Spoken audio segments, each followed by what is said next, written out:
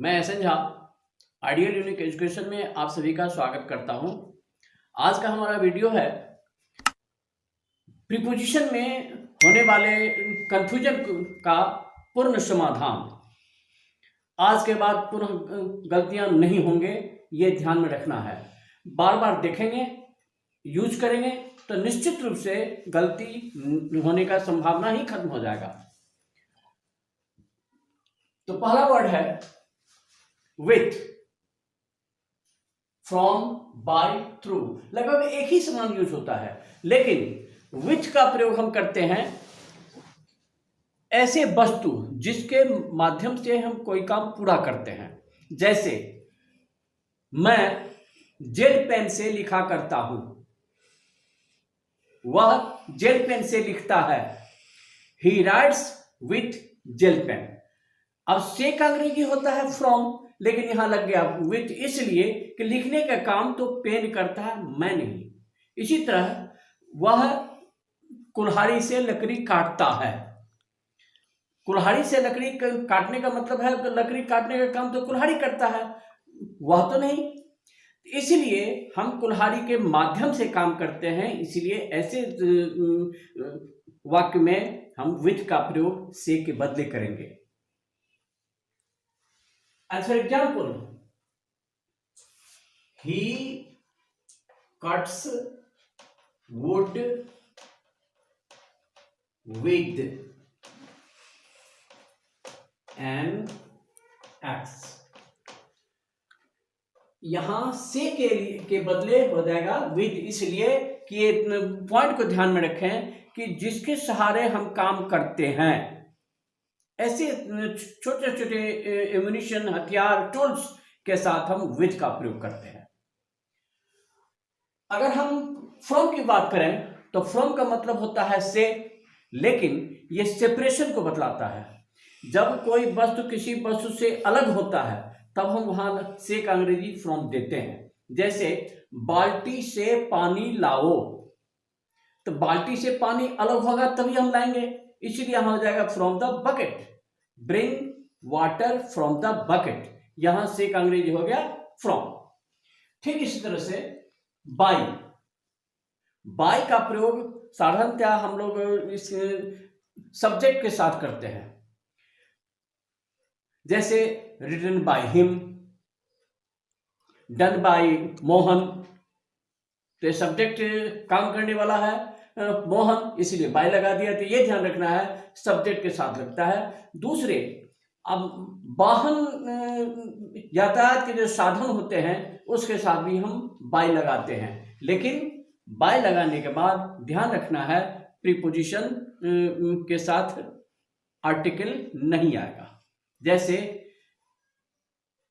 His father came here by train, by the train नहीं, the नहीं आएगा, ये ध्यान रखना है।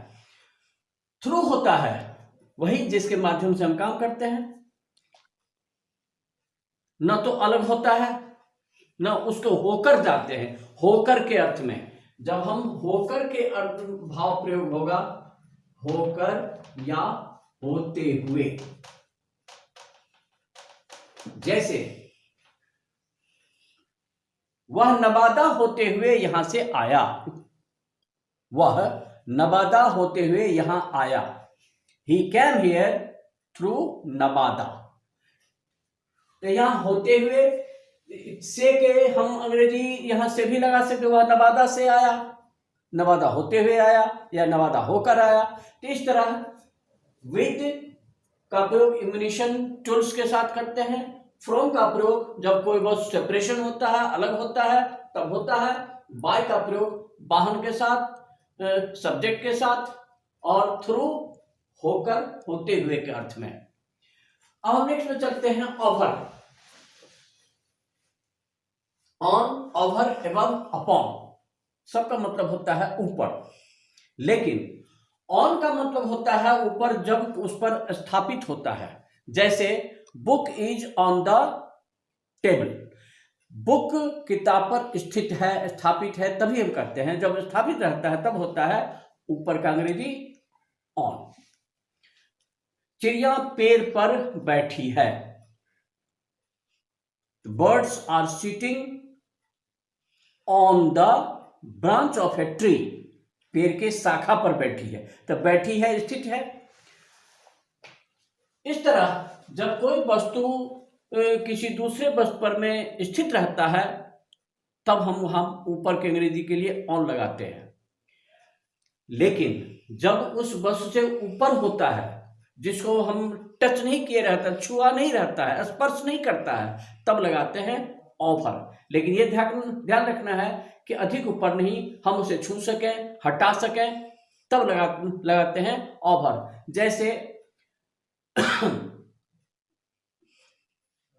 पंखा हम लोगों के माथे पर घूमता है, तो यहां पर हो जाएगा ओवर आवर हेड, इसलिए कि पंखा सिर पर तो नहीं है, सिर के ऊपर है, जिसे हम छू सकते हैं, हटा सकते हैं।